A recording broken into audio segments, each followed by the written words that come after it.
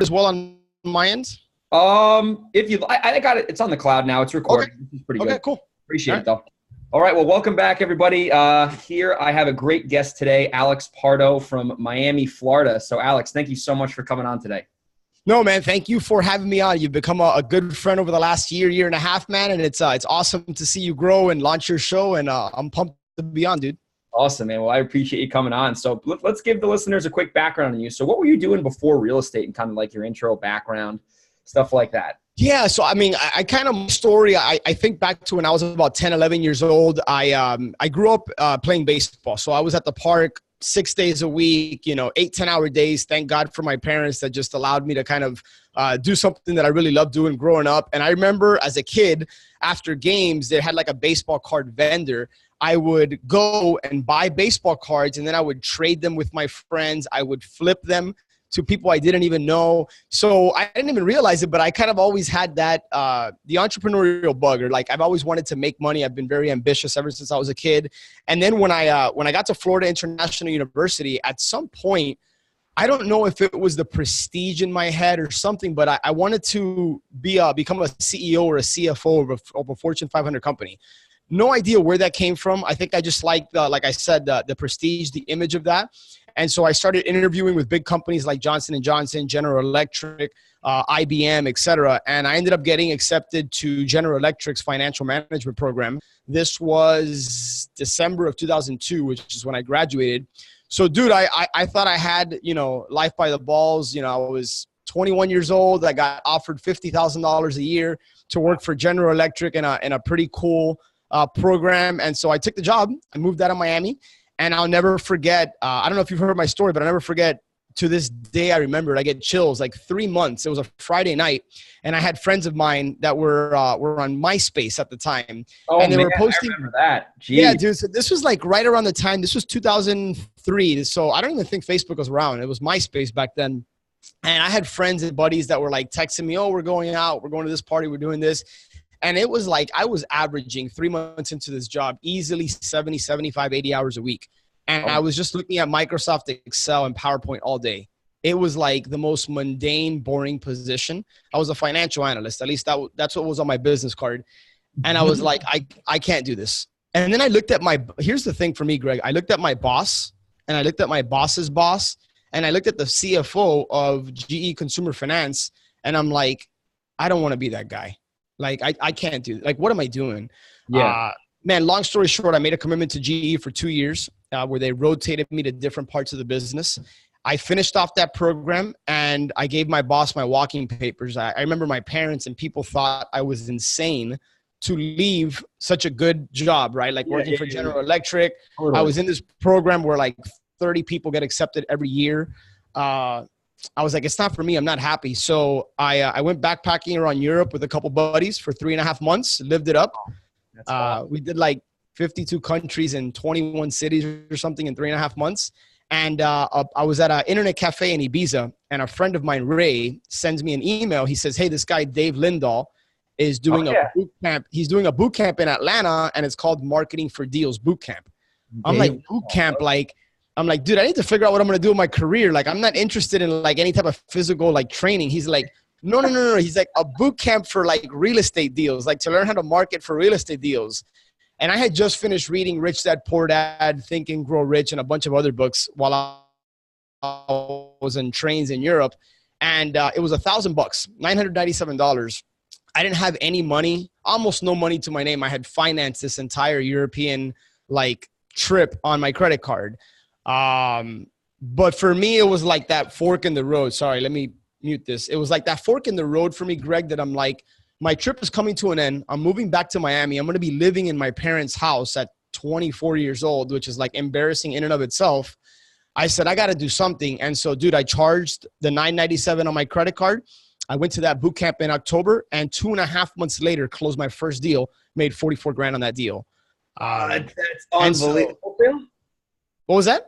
Was it an assignment, or did you double close it? No, so it was actually crazy, dude. It was a short sale. My very first deal was – so I had to like – man, I just learned on the fly. Like I went to that boot camp. At that boot camp, there was a guy by the name of Mark Sumter, cool black dude that, you know, was teaching short sales.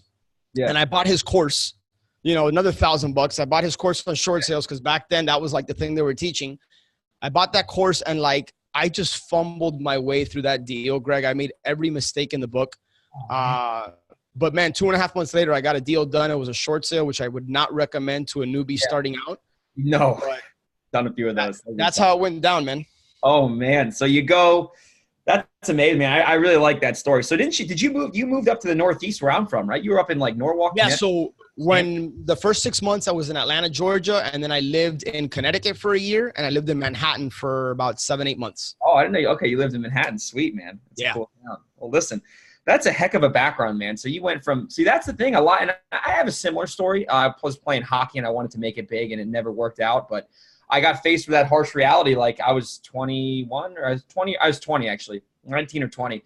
And I had to face the reality of like what I wanted to do for my whole life was coming to an end in terms of the hockey thing. And it was like very bittersweet driving home from Canada, like crap, now what, and it's. Dude, I can relate, man. I played 1 year of college baseball and my dream was to be a professional baseball player. And I wasn't blessed with height and a ton of power. I'm 5'7", man. I'm a little dude. And to become a professional athlete, that's challenging. I realized that wasn't going to happen. So I kind of had to reshift my focus. So I can relate to what you're saying.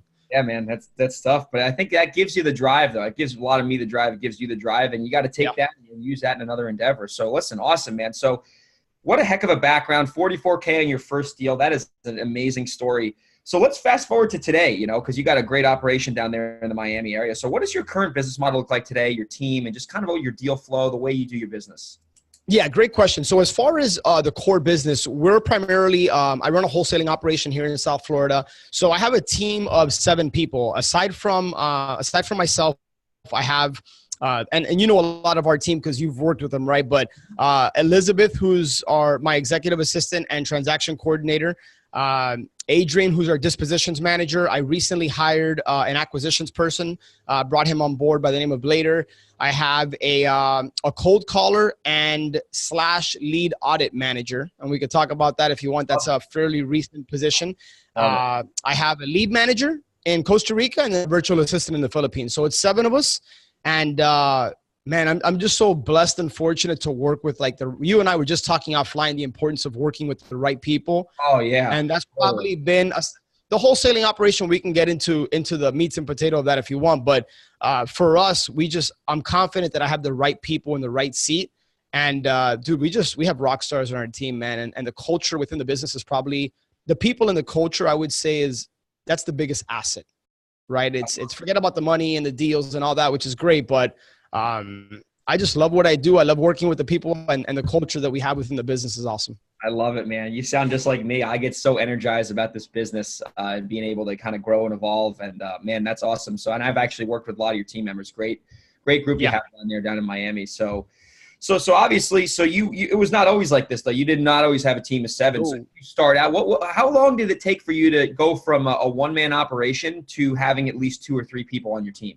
Great question. So it was Tim Ferriss' 4-Hour Work Week. I read it in 2008 when the market kind of started to go like this.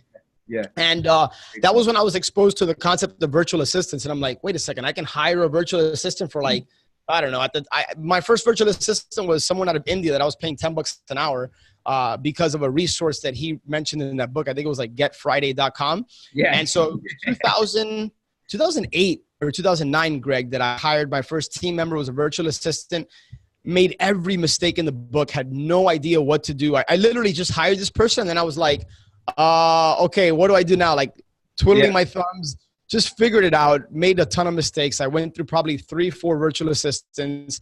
It wasn't until 2012, 13 that I really got serious about building a team because I got married in 2013, but 2010 through 13, I was having a lot of fun. I was dating, I was just going out.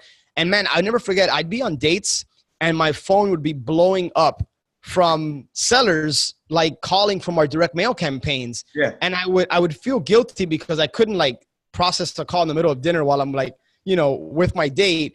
And so, man, I was like, I'm getting tired of just this bottleneck. And that's when I really got serious about building a team, like 2012, 2013. And then I hired an acquisitions person and it kind of blossomed from there. Okay. So you kind of waited for it to get inconvenient. That's funny, man. I'm in like the phase of your life where you were, 5-6 years ago. I'm going out on dates and doing stuff, and I put my phone away, and I'm like, oh, hope I don't get a good lead coming in, Yeah, exactly, man. So, exactly. So really, you're just seeing that, you can only grow so big by yourself in order for you to have more time and really more control over the business, because you can focus on, your unique ability. I've heard you talk about that before. You have to have other people do what they do best and just focus on the thing that's going to make the company the most, 100%. possible. Double. Right? People talk about focusing on your weaknesses. I'm a big believer to double down on your strengths and outsource the weaknesses. Like, what do you enjoy doing? Take inventory, take stock of not only the revenue generating activities, but like what gives you energy when you're done doing it versus the things that suck energy. Like, take an audit of your life. Get rid of the stuff that sucks energy from your life and do more of the things, operate within your unique ability and do more of the things that give you energy. I love that, man. I love like that. This, man. You and I talking right now, like this gives me energy. I enjoy it. I love it. So yeah. Best, man. I love it, man. So let's get into a little bit more of the wholesale side. And this is something we've had some conversations offline on the phone before. And I think I asked you once, because I do a little bit of everything, the wholesale, we'll get creative. We'll do the rehab. We'll do a little bit of the wholetailing.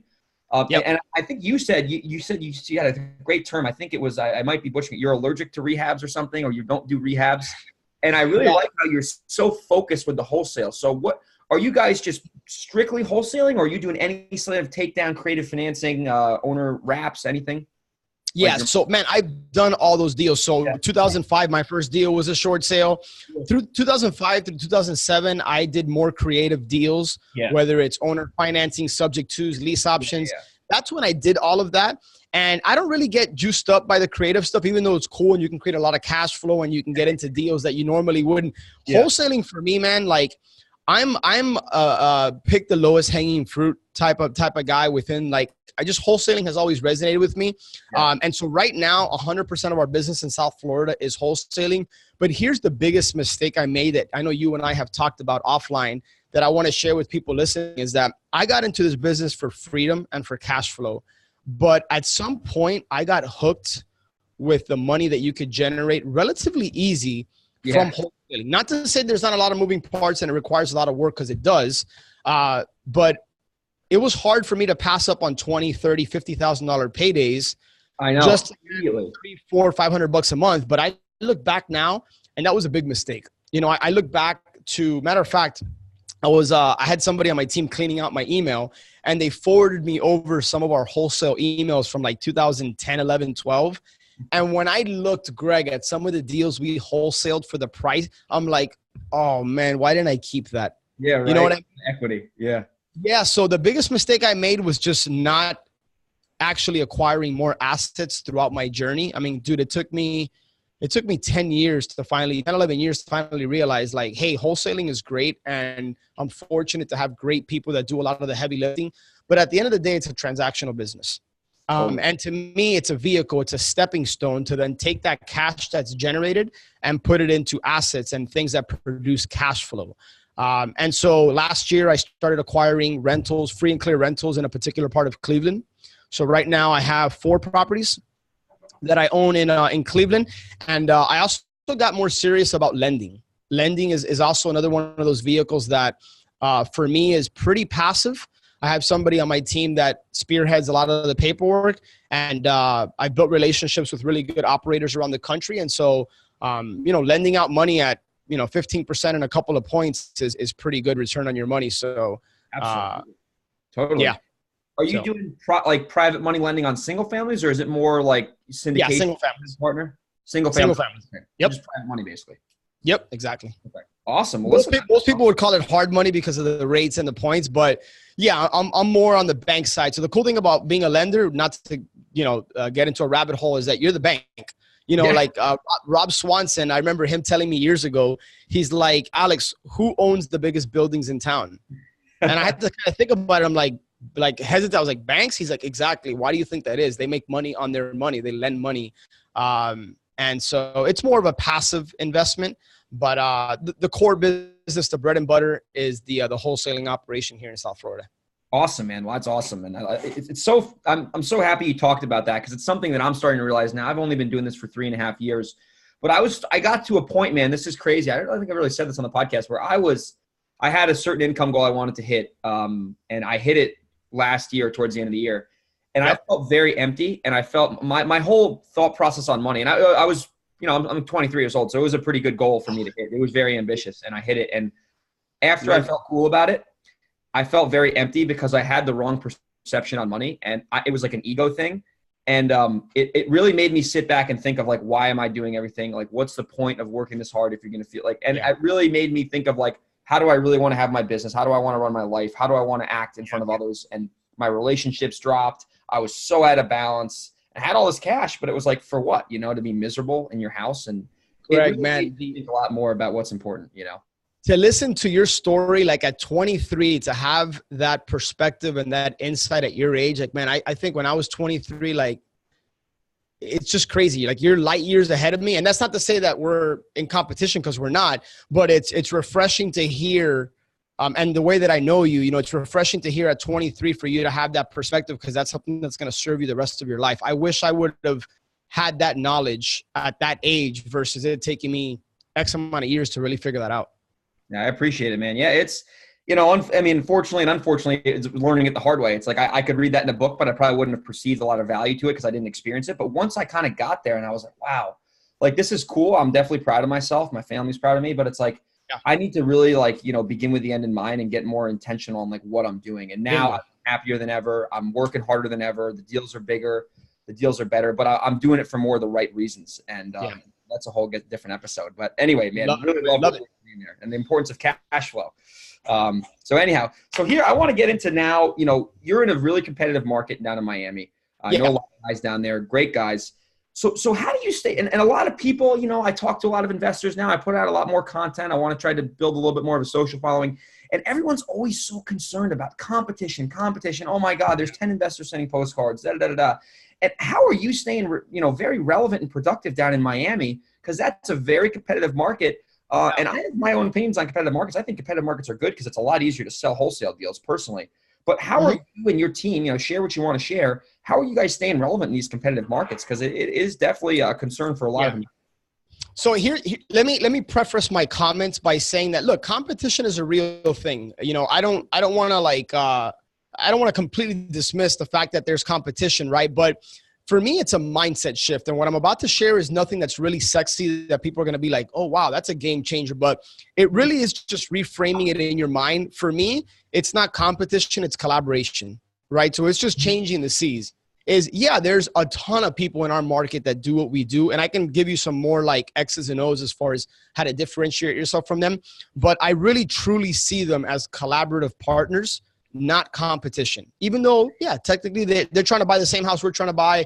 The second thing here, and this is where it really helps, is I have such an abundant mindset and I live in such a big city. There's more than enough opportunity to go around for every investor and wholesaler out there. I truly, truly believe that. So collaboration, not competition, and then having an abundant mindset. Now, having said that, you do want to think about your uniques, like what separates you from everybody else, right? So everybody buys with cash. They market that we can close on your timeline. There's no fees or commission. One of the things that separate us is that we have something called Change a Life, Sell a House charity program, where essentially when we meet with the seller, we tell them that, hey, look, when we purchase your property, we will donate $1,000 from our proceeds to the charity of your choice. Sellers absolutely love that. One of the things that I've gotten crystal clear on is that my life's purpose is about serving, impact, and helping others. And so now I'm in the process of working with my team to tie my life's purpose to our business purpose, which is helping people by providing solutions to unwanted properties in South Florida. So now I'm marrying the two. And that's what separates us from others is I'm really out there. And one of the things I'm training my acquisitions guy now on is forget about conversions, forget about the price, forget about coming home with a contract. Focus on the seller. Focus on trying to solve their needs, and all that stuff is going to happen. It's going to come. Like, look, we operate a business for profit. This is not a nonprofit. So we want to make money and we need to make money and we are making money. But when you focus on other people's needs and solving problems, the money comes, man. It really does. I love it. I absolutely love it. And it's funny what you just said there. Once I started doing that, the money started flowing abundantly, and it was like, and I remember I used to read about this, and I was so young and I had no experience. Like I couldn't perceive it. I'm like, no, there's a hack, and I started just saying, how do I add value to people? And a tip, what I was doing, and this is an actionable tip for everyone. I was saying, out of the few deals I did back in the day, what was the common denominator? What was like the root cause? And usually they were like vacant properties or something. So then I would say, well, how do I just advertise to people like that? Because if I advertise to people like that, I'm going to have a better chance to solve their problem. And then I started getting better at sales and developing my communication skills and understanding how to like almost solve for X. Like what's their problem? How does my product fit their solution?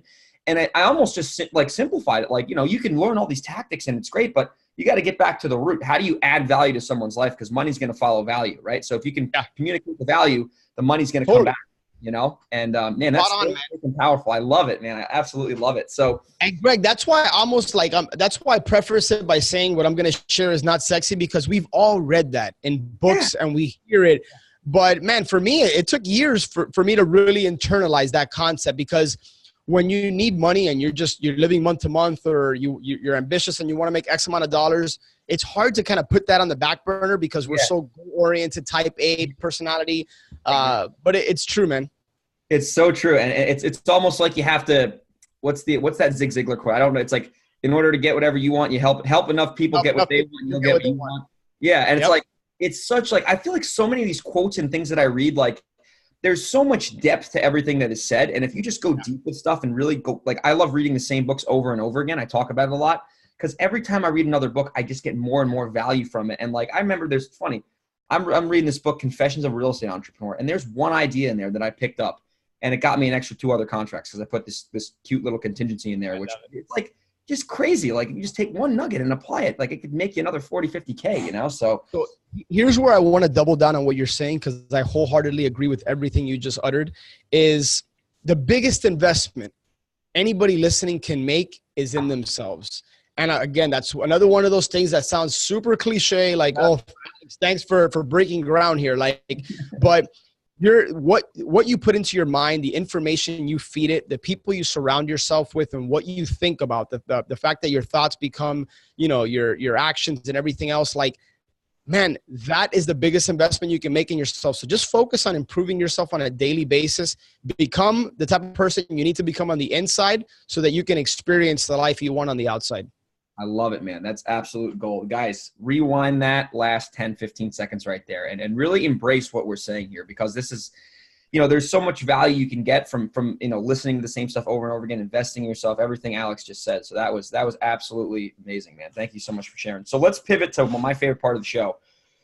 Since you wholesale mostly, the worst thing usually that can happen on a wholesale is like the contract gets canceled and people get upset. Let's talk about your best deal, and if you want to share your worst deal ever, we could share that if you'd like. Man, let me start by sharing my worst deal, because I love it, man. So one of the things that kind of like on social media and even on many podcasts, not yours obviously, and not mine, is people just talk about the wins, right? But I learn more from listening to the quote unquote failures or the lessons learned than I do from the wins. So 2007, we're getting ready. The talk amongst the real estate investor community is what's going to happen to the market. Where do you see the market going? And nobody has that crystal ball, right? But we've been on a nice high for a good 10 years or so. And at some point, the market's going to correct itself, right? Rewind the clock about 10 to 12 years. I experienced my first market downturn. 2008, everybody knows that, the market kind of took a crap. And man, I was doing really, really well as a wholesaler and doing creative deals from 2005 through 2007. Well, we were doing a lot of marketing, and I got a lead that came in on a luxury property in the Las Olas area of Fort Lauderdale. Okay. It wasn't on the water, but it was like minutes from the water. And the after repaired value of the house was about $750 to $800. Okay. It was a single family home. And we were contracting it for $515, I believe, $515 or $525. I can't recall exactly the purchase price, but we contracted it. We could have wholesaled it for $560, $570. So we could have made like just shy of like 50 grand, I think it was, or roughly around 50 grand. And I was working with a partner at the time, not an exclusive business partner, but we were partnering on some deals. And we looked at the numbers and we said, man, there's a big spread here. Let's take this on as a rehab. Let's fix and flip it. This was at the end of 2007, okay? mind you, our bread and butter was like under $150,000. Yeah, I love them. The hood houses. That's what I do. Yeah. And here we are contracting a $500,000 house, and we could have easily assigned it for a 50 grand payday or so. But we decided to take this on. We got hard money on this thing. We got hard money on this property. Look how stupid this was. We got hard money on this property, and we decided to take it on as a rehab. Now, my partner, in all fairness, was an experienced rehabber. I had never done a rehab up to that point. So I said, dude, if you think this is a good deal, I trust you. Let's move forward. You spearhead the rehab. And, you know, once it's ready, I'll take it over on the marketing side and I'll retail it. Mind you, I had never even sold a retail property. Okay. Well, I knew so I was literally getting in over my head on a property, but the numbers just seemed great, you know, but it was phantom equity is what it was. And so obviously the rehab, we were estimating it would take 3 to 4 months. It took 9 months or so, 8-9 months. And dude, the market just took a crap and we were left holding the bag on this property. Thank God we were able to sell it, but we sold it at a $94,000 loss. Okay. I basically had to eat almost about 50 grand on that deal. Man. I'm fortunate that didn't put me out of business. And I was fortunate that I was doing pretty well. So it didn't sink me and I wasn't holding on to other properties. But Greg, it was a painful lesson. It hurt a lot. It really, really set me back. But I'm fortunate that I haven't lost. I've only lost money on less than a handful of deals in my real estate career.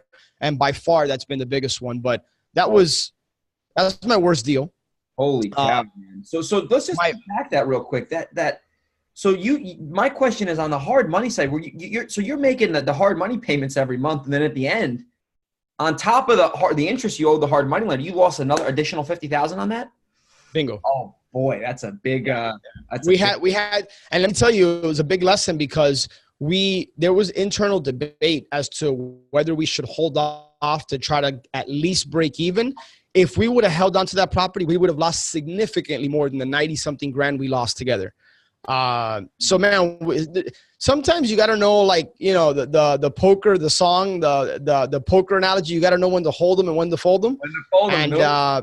Yeah, man. So, dude, I was fortunate that I haven't lost. I lost a little bit of money on a few other deals and during the downturn, but no big deal. But thank God we made that decision to just cut our losses. Not just that, man, the stress it was causing me at that time, the uncertainty, like it was just, that was worse than the financial loss. Yeah. So I think the takeaway for everybody is like, stick to your lane, do what you're good at. And when you're going to take a risk, take calculated risk. Don't jump out into the unknown for something that can kind of sink you, you know? Yeah, man, absolutely. Well, thank you so much for sharing. That's why I love sharing everyone's worst deal, because I made a Facebook post yesterday, like on like a stupid mistake that I made on a deal. It was just like, I like sharing the losses because like I want to have them learn from my mistakes for free on the internet. Like, you know, 100%. You gotta put that out there. So let's pivot now. People appreciate that authenticity and that vulnerability, man. So don't stop. I want to encourage you to continue to do that. Don't worry. So let's fast forward to your best deal now. Let's end on a high note here. So your best ever deal. So my best deal was not even 12 months ago. It was last year. Yeah. So we contracted a property for 100. I think it was 99 or 100. Either way, it was an absentee owner. Like, I would love to say, hey, this was this ninja list on this amazing marketing channel. Dude, it was so like plain as day. It was an absentee list. It was an out-of-state homeowner that the property, the tenant had passed away. And so the property was vacant. The property was vacant for like not even a month. I would love to say this was the most motivated seller in the world. They just didn't want to deal with it anymore. They weren't hurting for money. They just wanted to be done with it. And we contracted at 100. We sold it at 230. We closed on it with money. We sold it for 230. That was a wholesale deal. We owned the property for like less than 2 weeks. We put it on the MLS, but we still found a buyer willing to pay us 230 from our list. The after appraised value on the property was like 275. Oh my goodness. It really didn't need anything. It was just outdated, and the buyer was renting it. They didn't even want it so it wasn't a flip. They were happy with the return they were getting. They just wanted to park their cash and rent it. So, dude, we made, after the private money cost and the closing costs, we made $124,000. And the deal took, I don't know, 40 days. I mean, it was Usually, like, you think that some of the bigger deals, like, you got to jump through a bunch of hoops, you got to solve a probate situation. That's usually Dude, this was such a smooth, easy deal that I wish most of them were like that. Oh. But not just because of the amount of money we made on a wholesale, but it was just such a simple, like, no headache deal. That was probably my best deal. That's awesome. So there were no tight, like, I just did a deal with 23 heirs in Austin, and it was like an spread. Yeah, it was 23 heirs, you know, it was an $80,000 wholesale fee. But I mean, it took me a year to close the deal with title issues for a year, 19 heirship affidavits, genealogists, lawyers. It was at the bottom, but, like, you know, that's kind of my niche. So, yeah. So let me tell you, more power to you. Hats off. Deals like that, I run from. And now, granted, here's what I will tell you, not to follow what I do or say, because I truly believe that you're going to get paid in proportion to the difficulty of the problems you solve. Yeah. That was actually a quote that I heard Ty Lopez mention at 10X GrowthCon about a month or so ago. So when you can solve those types of problems for people, there's usually going to be big paydays involved. Yeah. But I just factor in the time that it's going to take to get those deals done. And, like, look, it took you a year and $80,000. I mean, that's a hell of a deal. So those deals, I like to outsource them to investors that like to roll up their sleeves and get their hands dirty. And I would rather get 20, 30, 40% of a watermelon than 100% of a grape. So that's a Tim Bratz quote, by the way. Yeah. So got to give people credit. But yeah, man, I outsource those deals, do no work, and get a small piece of the deal. I love it, man. But you know what? I just kind of started really finding my niche with these hairier deals, and doing it remotely is obviously a little harder too because I can't go there. But you know, that's how. Dude, you're a beast, man. By the way, what's up? I was going to say, I'm not discouraging you from doing those deals because, like you said, you found your niche and you're good at that. I don't like those crazy hairy deals. So, and they're so hairy. It's crazy. It's, you know what? And that's why I know, like, you know, sometimes there is competition on them, but for the most part, it's such a logistical process to get that to the finish line. So, like, when I first started doing these types of deals, like, I made sure, like, there's got to be a spread here. Because if I'm not going to make 40, 50K, I mean, I'm not going to go ahead and take my risk. Yeah. Totally. So totally. Well, listen, Alex, let's wind down the show. So you've provided a ton of value here. I mean, really, everything you've been saying, we feel like we're very similar people. We agree on a lot of the same things. And I'm super honored to have you on my show, man. So just, if people like what you're saying and they want to kind of follow you and find out more about you, you know, what are some things you have going on? I know you have your own podcast. And I listen to it all the time. There's always great guests on there, including yours. Yeah, well, man, I've had you on the show. We went so long that we did a part 1 and a part 2, and that's been one of the more popular shows. So I'm not sure when this is getting released, but we're closing in on 300 episodes. I launched it in June of 2016, and that's been one of the best things I've ever done because it's given me a platform to impact and help others, which is you know, I've recently realized that's a life purpose. I think that's why God put me here. And the podcast is just one way for me to do that. So yeah, it's called the Flip Empire Show. And if you go to flipempire.com, you can connect there. And then, you know, obviously just search for Flip Empire on iTunes and you can subscribe there. So yeah, do 2 shows a week, Monday and Thursday. And absolutely love it, man. Absolutely. Yeah, guys, follow Alex. He's on Facebook, you know, Flip Empire, everything. He's just putting out a lot of great content. Great guy. I've gotten to know him pretty well. And, man, next time you're in San Diego or I'm in Miami, we're doing a face-to-face for sure. We'll go out and have it. Man. You know it. That'll be a good one. Well, listen, Alex, thank you so much for being a guest on my show, man. You've added so much value, and hope you have a fantastic day. Hey, man, anything I can do for you or your audience, just let me know, man. I'm an open book. And keep going, man. It's so awesome to see your growth over the last couple of years. And just the mindset you have at such a young age, dude, is I honor you for that, man. So hats off. Thanks, buddy. I appreciate it. All right, guys.